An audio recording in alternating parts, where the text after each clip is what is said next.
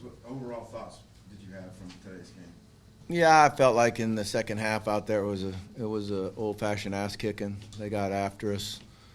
We couldn't stop them. I was worried going into the game that it might be a game where Arch, they try to get him going and get him confidence and really air it out, and they did. And in the first half we did a pretty good job of keeping up offensively. And then in the second half, those 2 turnovers just kill you. The one that's should be an easy first down. We had an assignment error on it, but you can't just do what Taylen did with the ball.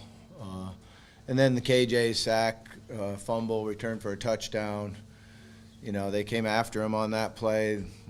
We had a real conscious effort all day long to make sure number 1 didn't get after us and didn't beat us.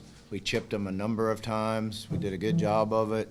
We slid the protection to him almost all day long. But that one, they brought him all, and he ends up one-on-one, and he got us, But I did like the way KJ came in and played and competed and, showed toughness. And I thought he gave us a spark when he came in.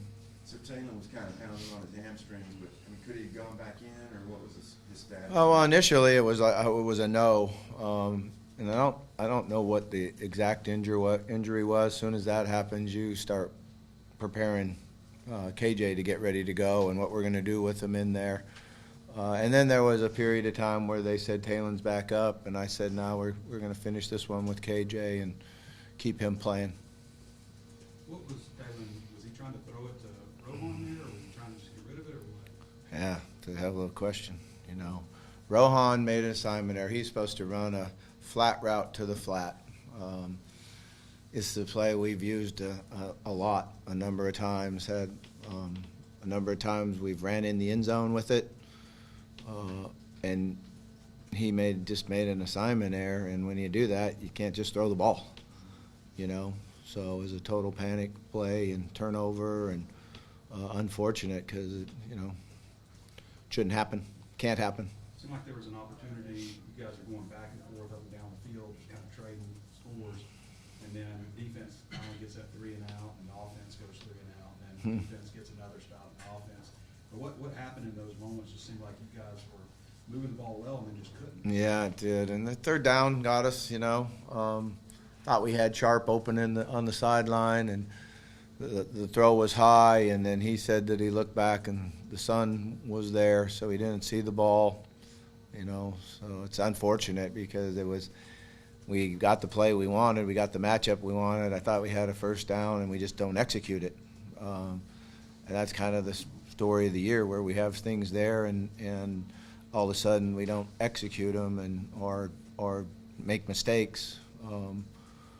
But that would have been nice to be able to take the ball and go score at that time. That would have helped tremendously. But they threw the ball deep now. They ran it down. They made a lot of plays. They're good. They got good wide receivers. They got good speed, and we just couldn't get to them enough. We couldn't put enough pressure on them. And I thought there was a moment where we had him. He made some errant throws because we were getting close and getting to him. But he came back and made some really nice plays. There were a lot of moments where it seemed like somebody almost had their arms around him, ready to sack him, and couldn't finish it. Is that more on your defensive player team to execute, or is that him being elusive, or both? Yeah, it's probably both, but it's also a credit to him. He's big, strong, fast dude that kept his poise and kept his eyes down the field. He made some really nice plays out of the pocket, and we've made those mistakes this year before where we rush past the quarterback, and it's going to make you hurt, make you pay if you rush past the quarterback. You got to be disciplined enough to get at his depth and spin back inside and not give him that angle to run at. What impressed you the most maybe about KJ's performance when he came in? Number one, he was really executing the offense, doing what you want him to do. He made good decisions. I thought he threw the ball pretty well, pretty accurate. Mixed it around, when he came in. He got the ball to the tight ends, the running back, both receivers. all three receivers, I guess it is. So I thought that was a credit to. Usually when you're doing that, you understand the defense and you take what they give you, and you're not trying to force anything. So I was happy with the way he played, except for the turnover, obviously. But one heck of a run for a touchdown. What changed? Because you had the 3 stops before the first half, before halftime, and then they kind of found their gear again. What specifically changed maybe for your defense from that end of the second quarter to the third quarter? Yeah, the big plays. They made the big plays. They protected it and threw it down the field. And we had a couple in the first half where we caught up and made them not catch the ball.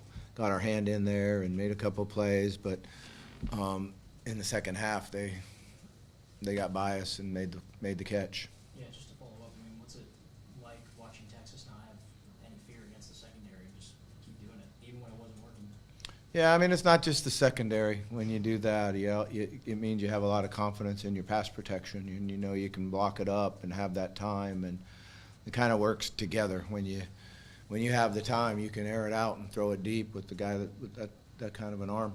What'd you say to the team? This is 9 losses in a row. You got one more game left this season. What'd you tell them in the locker room? Yeah, I told them that was a good old-fashioned ass-kicking, number one, and we competed, played our ass off in the first half, right there where we want to be, and then in the second half we couldn't get off the field. And offensively, we turned the ball over and gave them their opportunities. For the first time, I felt like there was a couple of guys on the team that's attitude wasn't where it needed to be, and that that's not what we are, not what we want. Got a whole bunch of guys in the room that have one more game left, and I asked them if they would make sure that we finish practicing correctly and get ready to play, and we're back at home and go out and work as hard as we can to get a win at home. Did you see enough from KJ that you would consider starting him next week, or Taylen? Yeah, it's probably a little bit premature to ask that. It's a good question, no question about that. But I really haven't thought about it one bit. But I understand the question for sure. Just for clarification, the Devin Bale punt that only went 21, it looked upstairs like it went past midfield, and we couldn't figure out why they spotted where they did. What did you see, or what did they tell you? Yeah, I think it went out of bounds on that angle, and it wasn't a good situation. So when I looked up and saw it, I was glad he stopped where he did stop. Bobby, whenever you say the attitude slipped a little bit, what's your level of disappointment to see some things like that happen as a coach? Yeah, I think what they've done a nice job of is sticking together and practicing hard and working hard and competing, and they competed hard, most of them. But there was just a few things I saw coming off the sideline, a few miles running that we haven't had. So I was just disappointed in that. It seemed like Arch was really elusive in the pocket, had good awareness on top of the pass pro. Is that things that you've been seeing in film, or did he kind of take it up a notch today? We had a little bit more room and time today. He'd been getting hit a lot, and he had a little bit more time today in his movement. The kid's a really good quarterback. I said this week that a lot of times the quarterback gets all the blame, and that's an occupational hazard because you chose to be the quarterback. So when things don't go good, it's on your shoulders. That's just how it is. But a lot of times if you're not playing up to your capabilities, the 10 guys around you aren't doing their job all the time too. So, but you don't really see those. You just see the quarterback, make a bad throw. But it ended up being there was 2 rushers right in his face and one guy hitting him as the ball was released. So they get the heat. They chose to be a quarterback. That goes with it. Does the message just stay keep battling away, keep pounding away? Is there a little bit more urgency? There's not a lot left, The message is we got 30-some kids that will walk on senior day, and they got one left. They've put a whole bunch of investment into this game of football for their entire life.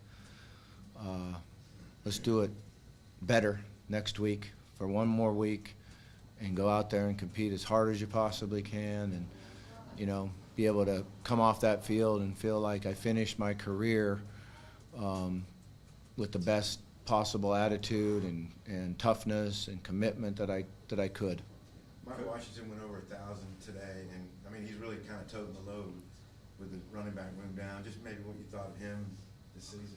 Yeah, it was really hot in the first half, and he got nicked a little bit. And then, you know, we weren't really the same running the ball in the second half, particularly when you get down. But Mike's a heck of a player, and he's a really good package. He's going to play for a while. You know, he's a pass pro. He can catch. He's fast. He runs the ball really well. He's a pretty good inside runner on short yardage. It's a nice package, and he's done a really nice job this year for us. He's competed extremely hard and he's had a great attitude. He changed the running back room with his positive attitude, made Braylon better. You know, can't say enough good things about him. Coach, appreciate you.